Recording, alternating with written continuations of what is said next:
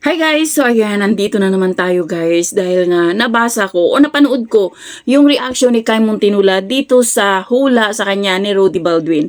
Alam naman natin guys na sa OG Diaz vlog, nag-guest itong si Rudy Baldwin at hinulaan nga si Kai Muntinula na hindi siya mamamatay sa aksidente or sa sakit, mamamatay siya dahil sa kalikasan. No? Ngayon, sinagot ni Kai Muntinula, sinabi ni Kai, hindi naman daw siya magpapanik ng OA. Pero syempre, masabi naman din natin ng ganun, no? Pero pag nasa sitwasyon na kasi tayo, parang ang hirap sabihin na hindi ka magpapanik, 'di ba? Pero sabi naman ni Kai, walang makakatalo sa prayer, 'di ba? Kasi nagdadasal naman daw siya kay God. At sabi niya, huwag kayong mag-alala dahil kung oras nyo na talaga at wala nang makakapigil pa. So, kalma lang si Kai. Sabi niya, if it's your time, then it's your time.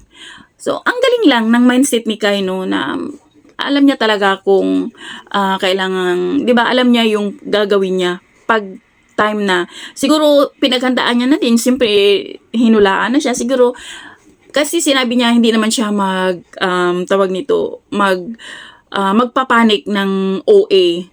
Pagdasal na lang natin na yung hula talaga ni Rudy Baldwin hindi magkakatotoo. Hula niya kay Kai, hula niya kay Maris, parang nakakatakot. Kay Catherine, sana hindi magkatotoo kay Ruben Padilla. 'Di ba? Ang dami niyang hinulaan ng mga artista na minsan mapaisip ka din, sana hindi talaga magkatotoo. Sana ma-revoke siya ng prayers natin. No? So, yun lang guys. Thank you for watching. Bye. God bless everyone.